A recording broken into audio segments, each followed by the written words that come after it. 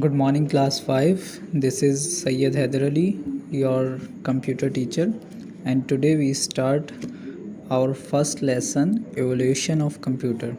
Okay, so you need to listen this video and carefully, and after that I will send you a Zoom meeting link and you will ask any questions, any query, any confusion if you have. Okay, so we start. First thing, every aspect of our life in this present era has been influenced by the most advanced machine known as a computer. Okay, initially computers were used only by scientists. जब starting में computers को develop किया था तो computers only scientist के through use किए जाते थे या इंजीनियर्स के through. Okay, for complex calculation, और सिर्फ कैलकुलेशन के लिए, कॉम्प्लेक्स कैलकुलेशन के लिए यूज़ होते थे. And were very expensive. Computer बहुत एक्सपेंसिव होते थे. But nowadays computers can be afforded by small organisation. किसी भी छोटी ऑर्गेनाइजेशन में भी कंप्यूटर्स हमें देखने को मिलते हैं. एंड इंडिविजुअल, और कोई भी घर में हम लोग पर्सनल कंप्यूटर जिन्हें पीसी बोलते हैं, तो एक इंडिविजुअल भी एक कंप्यूटर को अफोर्ड करता है और यूज़ करता है. ओके, उसके बाद हम नेक्स्ट चीज़ देखते हैं. Computer are used extensively in banks, hospital. ये वो एरियाज़ हैं जहाँ कंप्यूटर्स यूज़ कर सकते हैं, जहाँ कंप्यूटर्स यूज़ होते हैं. हम इन्हें कह सकते हैं कि ये एप्लीकेशंस ऑफ कंप्यूटर हैं. ओके, क्या है? In banking, hospitals, media, entertainment, offices, factories, schools, homes, space technology, research, etc. Okay, now second thing, the term computer. जो ये वर्ड है computer is derive from the word compute. ये compute word से है, और compute word Latin language का word है. Okay, इसका मतलब क्या है? Which means to calculate.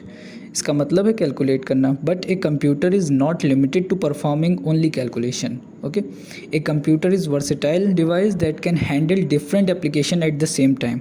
Computer versatile machine है, डिफरेंट एप्लीकेशन सेम टाइम में कंकरेंटली वो एक साथ कई टास्क को परफॉर्म करता है. फॉर एग्जांपल, हम एक साथ हमने फॉर एग्जांपल एक डाउनलोडिंग भी लगा रखी है अपने किसी वेब ब्राउज़र में, उसके साथ साथ हमने कोई म्यूज़िक भी ऑन कर रखा है, और हम साथ में अपना टाइपिंग भी कर रहे हैं या पेंटिंग भी कर रहे हैं. तो ये 3 टास्क को हम कंकरेंटली परफॉर्म कर रहे हैं. ओके, उसके बाद नेक्स्ट थिंग है history of computer.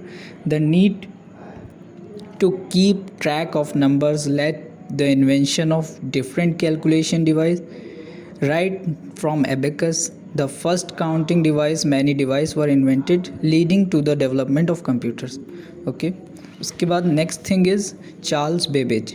Charles Babbage, a British mathematician, is considered as the father of computing. Okay, he invented a working model of the mechanical computer called the difference engine in 1822 and the analytical engine in 1833 after 10 years of a difference engine. Okay, our next topic is generation of computer. Computers की there are 5 generations of computer. Evolution of the present day computer is commonly classified into generation of computers. Each new generation result in the following changes. इसके बाद एक chart आपको यहाँ पर एक table की form में नज़र आ रहा होगा, जिसमें कुछ हेडिंग्स हैं. तो फर्स्ट हेडिंग आप देखें, उसमें जो है वो है जनरेशन पीरियड, कि कौन सी जनरेशन किस ईयर में स्टार्ट हुई और किस ईयर में उस जनरेशन का एंड हो गया. ओके, तो जनरेशन जो फर्स्ट जनरेशन कंप्यूटर की है वो 1940 में स्टार्ट हुई और 1956 में इस जनरेशन को एंड कर दिया है. ओके, इस जनरेशन में 1940 to 1956 vacuum tubes as a circuit use किए जाते थे. डेटा इनपुट के लिए पंच कार्ड्स, जो इसमें आपको शो हो रहा है टेबल में. डेटा आउटपुट के लिए प्रिंट आउट, एक्सटर्नल स्टोरेज के लिए मैग्नेटिक टेप्स, और लैंग्वेज जो यूज़ होती थी इन कंप्यूटिंग के लिए वो मशीन लैंग्वेज होती थी. Machine language that is 0-1 binary language, और असेंबली लैंग्वेज यूज़ होती थी. ओके, लास्ट वाले जो एग्जांपल्स हैं वो आप छोड़ दीजिएगा, आप उसको रहने दीजिए, इग्नोर करिए अभी. Okay, the next generation is second generation, जो कि 1956 से स्टार्ट हुई, जहाँ हमारी लास्ट जनरेशन, फर्स्ट जनरेशन का एंड हो रहा है, वहीं पर ही हमारी नेक्स्ट जनरेशन स्टार्ट हो रही है। 1956 से स्टार्ट हुई और 1963 में उस जनरेशन का एंड हुआ। इसमें वैक्यूम ट्यूब्स की जगह फिर ट्रांजिस्टर्स यूज़ होने लगे सर्किट्स में, एज ए सर्किट्स के लिए। यहाँ इनपुट के लिए पंच कार्ड यूज़ हुए, आउटपुट के लिए सेम रहा प्रिंट आउट, और एक्सटर्नल स्टोरेज के लिए भी वही सेम रहा मैग्नेटिक टेप्स। ओके, उसके बाद थर्ड जनरेशन आती है। थर्ड जनरेशन हमारी 1964 में स्टार्ट हुई और 1971 में इसका एंड हो गया। इसमें वैक्यूम ट्यूब्स भी यूज़ नहीं होते थे, ट्रांजिस्टर्स भी यूज़ नहीं हुए, इसमें इंटीग्रेटेड सर्किट्स आईसी यूज़ हुए, और यहाँ से कीबोर्ड्स का इन्वेंशन हो गया था।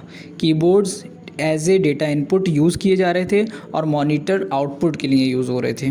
ओके, एक्सटर्नल स्टोरेज के लिए अभी भी मैग्नेटिक डिस्क और मैग्नेटिक टेप्स ही यूज़ किए जा रहे थे। उसके बाद हम नेक्स्ट पेज पर आ गए हैं। यहाँ पर फोर्थ जनरेशन ऑफ कंप्यूटर है, जो कि 1972 से स्टार्ट हुई और प्रेजेंट तक अब भी है। ये जनरेशन भी अभी भी चल रही है। ओके, बट कुछ जगह अगर आप वेबसाइट्स पे निकाल के देखेंगे, ये आपकी, क्योंकि जो बुक है साइबर बीन्स क्लास 5th की जो बुक है, इसमें तो आपके यहाँ पे प्रेजेंट लिखा है, बट इंटरनेट पे कुछ वेबसाइट्स पे जैसे कि ट्यूटोरियल्स पॉइंट पे या स्कूल W3 स्कूल पे, इन 3-4 वेबसाइट्स आपको ऐसी मिलेंगी जहाँ पर यहाँ पे भी कोई ना कोई ईयर आपको 86, 91 लिखा हुआ मिल जाएगा। ओके, तो आप कुछ भी लिख सकते हैं, प्रेजेंट भी लिख सकते हैं, यहाँ पे सही है। 1972 से फोर्थ जनरेशन स्टार्ट हुई। इसमें माइक्रो प्रोसेसर्स यूज़ होते थे। इनपुट के लिए keyboard, mouse, scanner ETC use होते हैं, जो आज भी होते हैं। दैट्स वाई यहाँ पे प्रेजेंट भी लिख दें तो सही है। और मॉनिटर, प्रिंटर्स, स्पीकर्स, ये सारे आउटपुट डिवाइसेस यहाँ पे यूज़ होने लगी। ओके, उसके बाद अब आते हैं फिफ्थ जनरेशन पे। फिफ्थ जनरेशन जो स्टार्ट हो रही है वो प्रेजेंट से ही हुई है, अभी ही स्टार्ट हुई है, और इसमें with artificial intelligence, robotics, machines, languages, ये सारी चीज़ें इसमें आ गई हैं। आर्टिफिशियल इंटेलिजेंस में क्या हो रहा है, और इनपुट के लिए हम लोग क्या यूज़ करते हैं, optical fibre technology to handle artificial intelligence capacity to think and reason. Okay, तो आर्टिफिशियल इंटेलिजेंस क्या करता है, इसमें हमारा साउंड को भी स्पेसिफाई कर लेता है, रिकॉग्नाइज़ करता है, पैटर्न रिकॉग्नाइजेशन आता है, फेस रिकॉग्नाइजेशन आता है। ये सारे एग्जांपल्स आप लोग अपने फ़ोन्स में, एंड्रॉयड फ़ोन्स आप लोग यूज़ करते होंगे, उसमें देख सकते हैं कि जब आप गूगल पे सर्च करते हैं तो साथ में वॉइस सर्च भी आता है, जिसमें आप लोग सर्च कर सकते हैं वॉइस, अपने स्पीक कर सकते हैं, अपने स्पीक के थ्रू, आप अपने लैंग्वेज के थ्रू आप उसमें सर्च कर सकते हैं, ऑडियो के थ्रू। ओके, इसी तरीके से आप लोग कैमरा, अगर आपके गूगल जब आप खोलेंगे तो वहाँ पर ये सर्च के बराबर में ही एक छोटा सा कैमरा बना आता है, जिसके थ्रू आप लोग अपना एक सर्च कर सकते हैं फेस रिकॉग्नाइजेशन के थ्रू। और इसका एक एग्जांपल आपके फ़ोन में गूगल फ़ोटोज़ के नाम से भी होगा। गूगल फ़ोटोज़ जब आप ओपन करते हैं तो उसमें जब वो आप ऑटोमेटिकली उसे अरेंज कर लेंगे तो वो ऑटोमेटिकली आप लोगों के फ़ेस को रिकॉग्नाइज़ करके, हर किसी के फ़ेस को रिकॉग्नाइज़ करके अलग अलग नेम से अलग अलग फ़ोल्डर्स क्रिएट कर देता है। तो ये भी पैटर्न रिकॉग्नाइजेशन या फेस रिकॉग्नाइजेशन में आता है। ये 5th जनरेशन है कंप्यूटर की। ओके, तो यहीं पर ही इस क्लास को हम एंड करते हैं। इन चीज़ों में से कोई भी अगर आपको समझ में नहीं आई हो तो आप लोग मुझे मैसेज कर दीजिएगा या कमेंट कर दीजिएगा। बाकी अभी हम जूम मीटिंग पे आप लोगों से और डिस्कस कर लेंगे। नेक्स्ट क्लास में हम टाइप्स ऑफ कंप्यूटर पढ़ेंगे। Okay, bye.